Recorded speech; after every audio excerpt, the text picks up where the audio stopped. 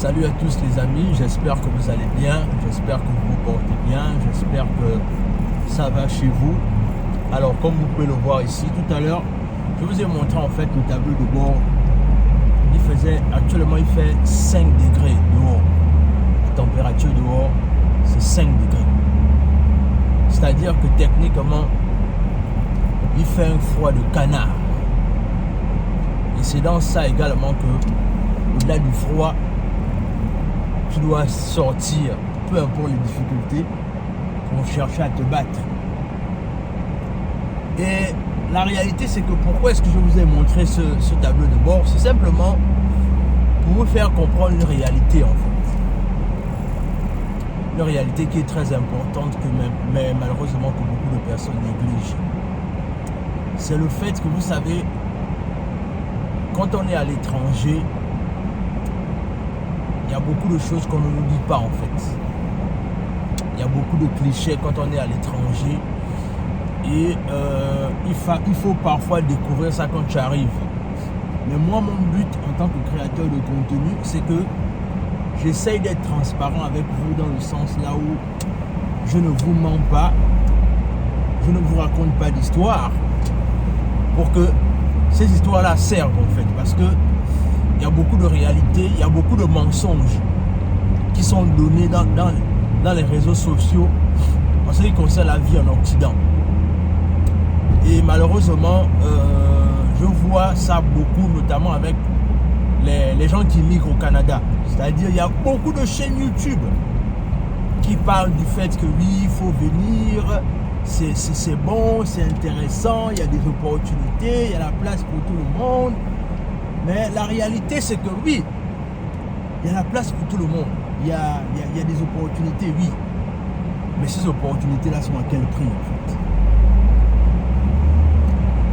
Ces opportunités-là sont à quel prix? C'est-à-dire, quelles sont les souffrances que tu dois pouvoir dealer avec pour saisir ces opportunités-là?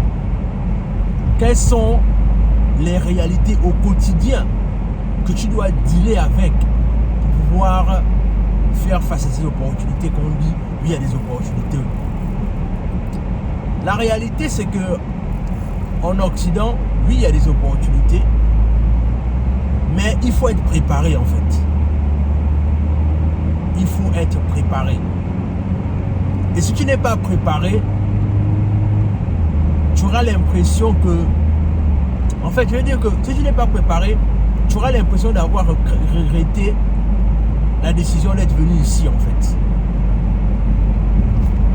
Parce que ici, malheureusement, c'est pas comme en Afrique là où si la vie est un peu compliquée, tu vas avoir quelqu'un à qui tu vas parler.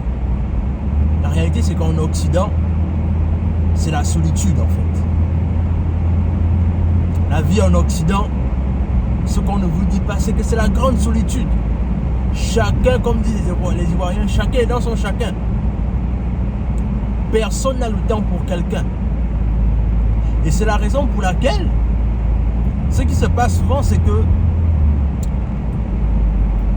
voilà pourquoi il est important de tout faire pour chercher à voir des gens avec lesquels tu peux passer du temps. Mais malheureusement, encore les gens avec qui tu essaies de passer du temps avec, au fur et à mesure que vous apprenez à vous connaître, tu finis par voir leur vrai visage et ça te dégoûte après en fait. Mais dans tous les cas, il est important que les gens comprennent que en Occident, la vie est dure, les amis.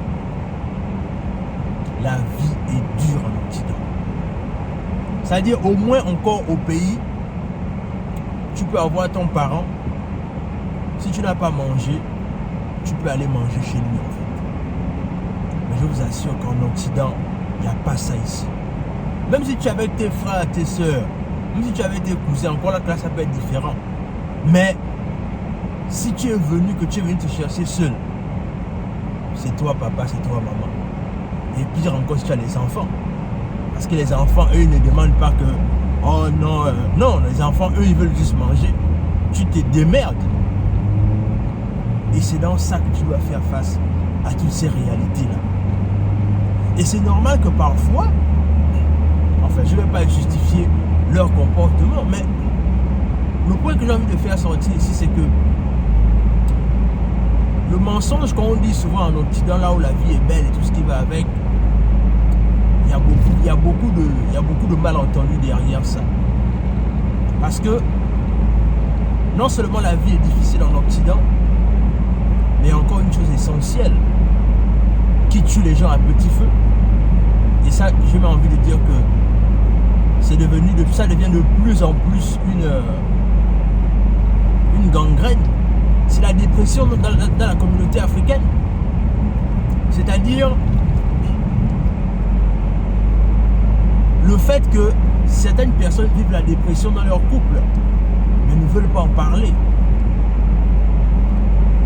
Et la plupart du temps, quand ces personnes n'en parlent pas, qu'est-ce que ça traduit après? Ça sort en fait sous forme de violence.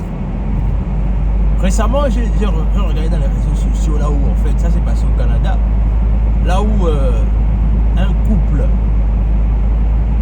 c'est-à-dire le mari, séquestrait la femme à la maison. Et ce qui s'est passé, c'est que en séquestrant la femme à la maison, il la violentait, il la brutalisait, jusqu'à ce que la dame a perdu la vie en fait. Et cette histoire m'a clairement interpellé dans le sens là où je me suis dit, mais qu'est-ce qui se passe?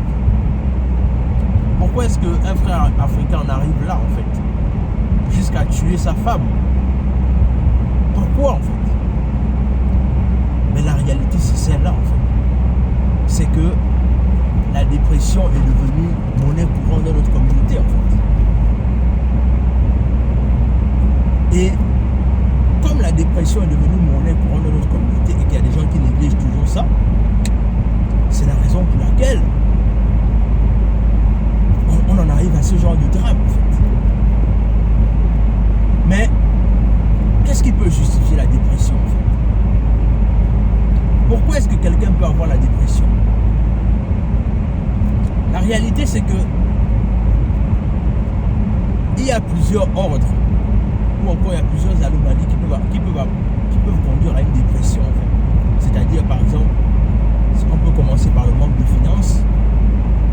On peut peut-être penser au fait que je ne suis pas peut-être marié avec la bonne personne, donc du coup on a du mal à bien s'entendre.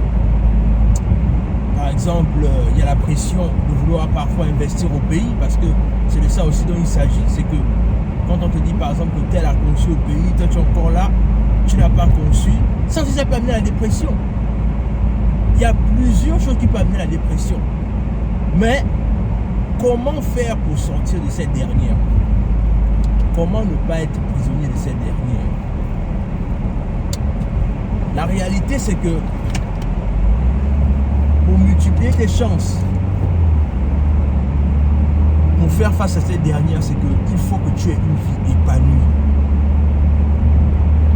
La nécessité pour toi d'avoir une vie épanouie, ça veut dire soit tu dois pratiquer une activité sportive, tu dois davantage t'amuser avec ta famille, c'est-à-dire vous devez choisir un moment particulier là où vous devez toujours peut-être aller au restaurant ou soit aller au parc, ça dépend, c'est selon. Et si tu peux, c'est que souvent en Occident il y a les réalités, tout le monde n'a pas forcément, il y a des attentes, des papiers, tout ça là c'est souvent compliqué, mais si tu peux, je répète, si tu peux, et que tu as déjà tous tes papiers en bonne et due forme, voyage, va découvrir le monde avec ta famille. Ne t'emprisonne pas. Tu es déjà là, par exemple, je ne sais pas moi, tu es déjà là, tu es américain, tu as les papiers, mais pourquoi tu restes là? Va découvrir le monde, prends du temps avec ta famille. Ce sont ces petites choses-là qui font la différence dans le quotidien de l'individu. Investir au pays, c'est bien. Mais si tu n'investis pas en toi-même, si tu n'investis pas là où tu te trouves, ça n'a aucun sens. Et je vois beaucoup de frères africains qui sont dans ça, c'est-à-dire, ils ont les 2 boulots, 3 boulots, ils vivent dans des appartements terribles, parce que tout l'argent, ça part au pays. Il faut arrêter ça. C'est la priorité d'abord, c'est là où tu vis. Et ensuite, maintenant, tu peux maintenant, dans le long terme, investir au pays et faire ce que tu veux. Dans tous les cas, dis-moi ce que tu en penses en commentaire. Abonne-toi à la chaîne. Partage la vidéo autour de toi. Et sur ce, on se dit à la prochaine.